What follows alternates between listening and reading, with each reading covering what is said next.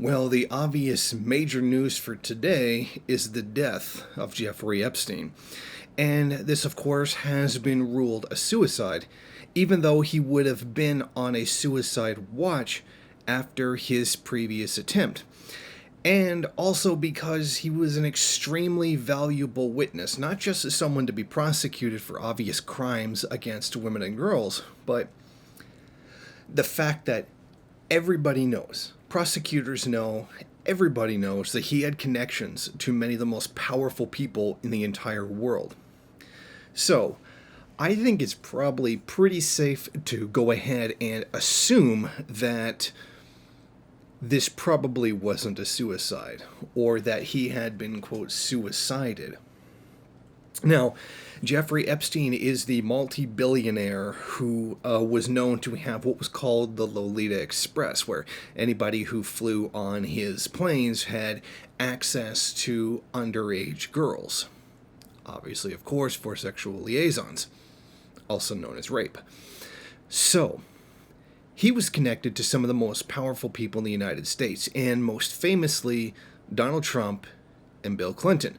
Both men with pasts linked to sexual abuse and, in many cases, even rape. So, and that's just scratching the surface. That doesn't even count how many people he also knew that were involved in this as well, not to mention his private island, etc. So, his sudden death, which has been rather hastily explained away, in my opinion, is very disconcerting. Because a lot of people who've done very, very horrible things to young women and girls are now going to get away with it, because the only guy who could testify against them is now dead. Now, I think that there's another aspect to this that the media is ignoring, and for reasons which will reveal themselves to be obvious. Jeffrey Epstein was connected to Mossad, the Israeli intelligence agency. That's not under dispute. That's a known fact. The idea or the theory that's being floated around is that perhaps he was acting as a honeypot for Israel. In other words, he'd say, yeah, come on my plane, and then come on my plane. Sorry. Things would be recorded, things would be known about, and then those would be used to blackmail certain individuals, very powerful, very wealthy individuals. It's one thing for a billionaire to have some regular person killed, but to have someone like an Israeli politician, or maybe even the head of Israel or the head of Mossad, etc., is quite another story. It would be a lot easier just to go along with whatever it is that they wanted them to do. And that, of course, if this accusation is true, and I tend to think that it might very well be, it would be about the legitimization of Israel as a state. Now, this is relatively within the realm of conspiracy theory, because none of this has been proven, and probably will never be proven. However, what we do know for a fact is that Epstein was connected to Mossad, that he did know people there, he did meet with them, etc. That's the only thing that we know for a fact. But I would not put it beyond, frankly, any state, particularly Israel, one that has such a terrible human rights record, to blackmail individuals into helping them. Now, let's just say all of this was completely invalid, and let's just pretend that it doesn't exist. Aside from that, Jeffrey Epstein was connected to so many wealthy, powerful individuals who he no doubt would have testified against in order to get leniency. Hell, he might even get a suspended sentence, maybe even, the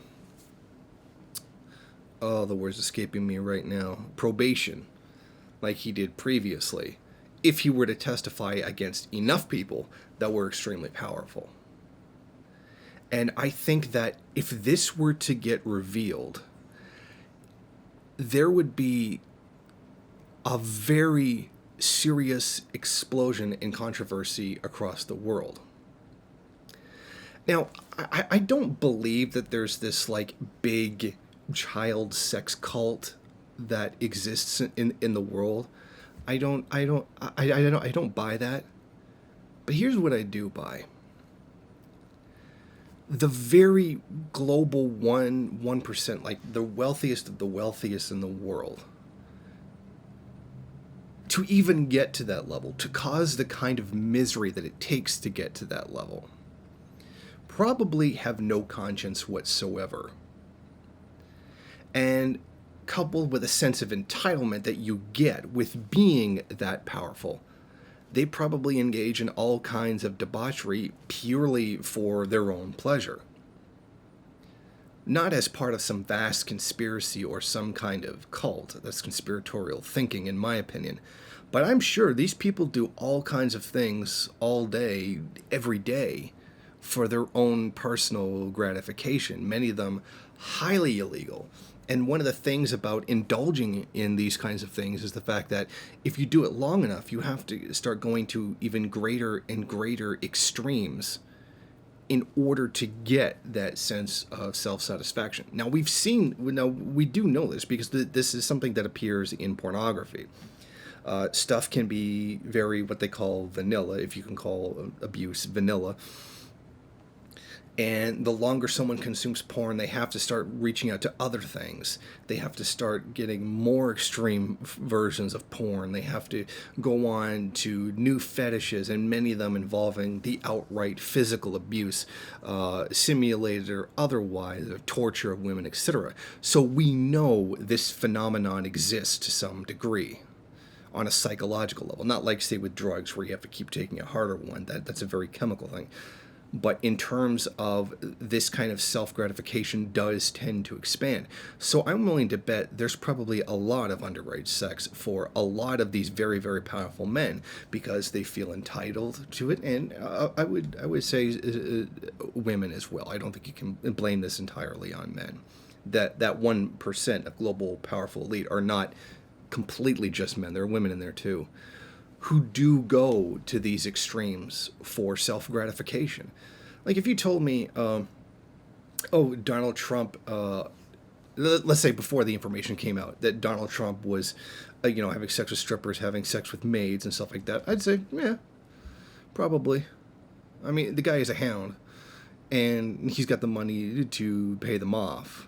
I'd believe that. If you told me he likes to do a line of coke at work, I'd believe you.